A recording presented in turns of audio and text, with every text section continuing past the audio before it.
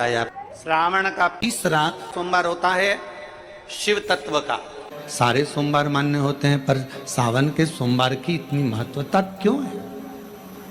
शिव जी की जो आराधना करी, श्रावण के महीने में जो शंकर भगवान की आराधना में डूबे हो, शिव आराधना कर रहे हो, शिव जी को जल चढ़ा रहे हो, अपने अपने गांव में, नगर में, शहर में, अपने मोहल्ले में शंकर का दर्शन करने के लिए जा रहे हो, शिवालय तक जा रहे हो, शंकर के मंदिर में जाकर हर हर महादेव कह रहे हो, शिव के मंदिर में जाकर 3 बार ताली का नाद कर रहे हो। जो ताली स्वयं अमरनाथ जी की गुफा में भगवान शंकर पार्वती को जब कथा श्रवण कराने के लिए बैठे थे, तब भगवान शिव ने 3 बार ताली का नाद करा था। क्यों? क्योंकि पार्वती, ये 3 तालियां मैं इसलिए बजा रहा हूं कि तेरे भीतर के सारे जितने भी पूर्व में तू जन्म ले चुकी है, वो सारे जन्म को बिसराकर इस जन्म को याद कर कर तू मेरा भजन कर कर मुझ में समाहित रहे।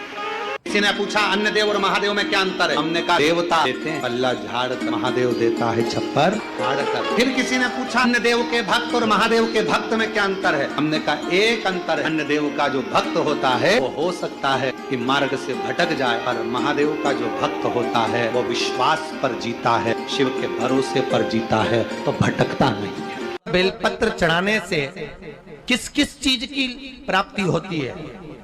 किस किस चीज की प्राप्ति? शिव महापुराण की कथा कहती है, एक बेलपत्र यदि शिव को समर्पित करा जाता है तो रिद्धि तुम्हारे घर में प्रवेश कर जाती है। दूसरा बेलपत्र जब हम समर्पित करते हैं तो सिद्धि तुम्हारे घर में प्रवेश कर जाती है। तीसरा बेलपत्र यदि हम समर्पित करते हैं तो श्री गणेश हमारे घर में प्रवेश कर जाते हैं। चौथा बेलपत्र यदि हम समर्पित करते हैं तो भगवान नारायण लक्ष्मी को लेकर हमारे घर में प्रवेश कर जाते हैं। और 5वां बेलपत्र जब हम समर्पित करते हैं तो भगवान शंकर गोरा जी के साथ तुम्हारे घर में प्रवेश कर जाते हैं। 5 बेलपत्र ही जीवन का सुख प्रदान कर देते हैं।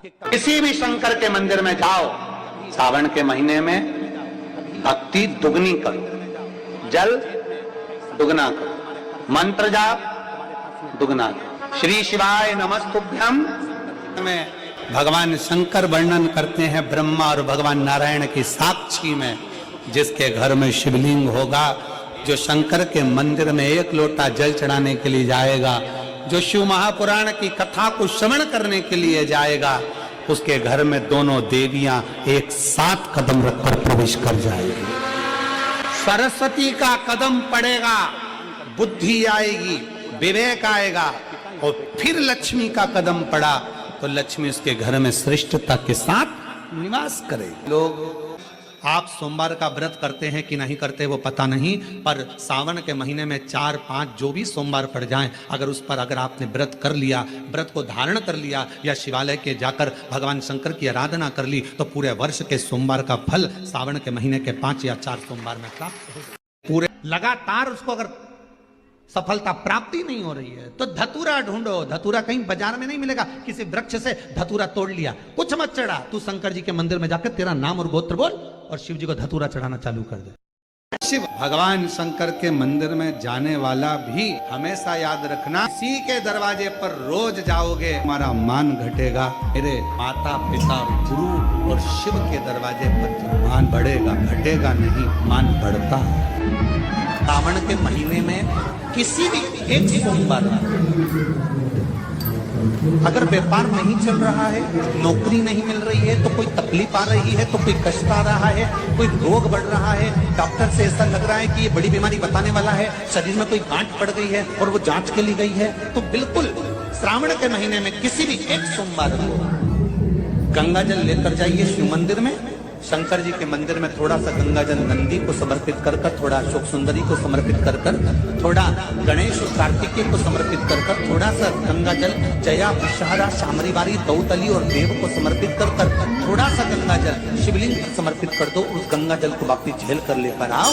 3 दिन तक लगातार उस गंगा जल को पीना प्रारंभ करो। उसके बाद जांच के लिए आप कहीं पर भी जाइए, बाबा का जल करेगा, ये निश्चित।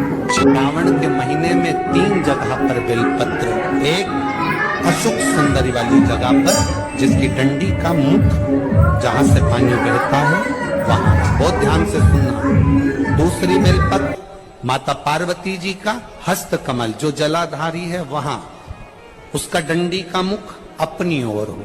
तीसरी बेलपत्र शिवलिंग के ऊपर, जिसका डंडी का मुख तुम जहां बैठे हो उससे ठीक विपरीत हो।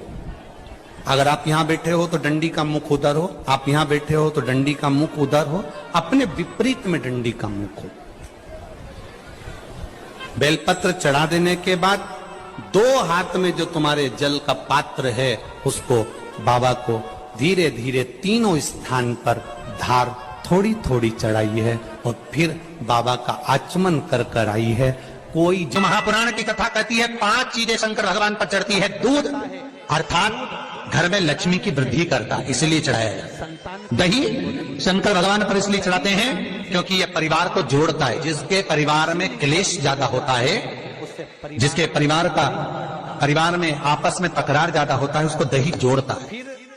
शहद घर में चिड़चिड़ प्रवृत्ति को समाप्त करता है। घी रोग को समाप्त करता है। शक्कर मिष्ठान घर में यदि और 5वें नंबर पर लक्ष्मी आकर जा रही हो तो मिष्ठान समर्पित किया जाता है। इसलिए पंचामृत स्नान का भाव शिव महापुराण कहती है। इसलिए 5 चीजें शंकर को समर्पित हैं।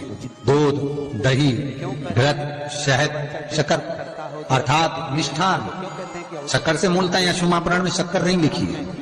जैसे श्रावण महीने में चढ़ाए गए कनेर के फूल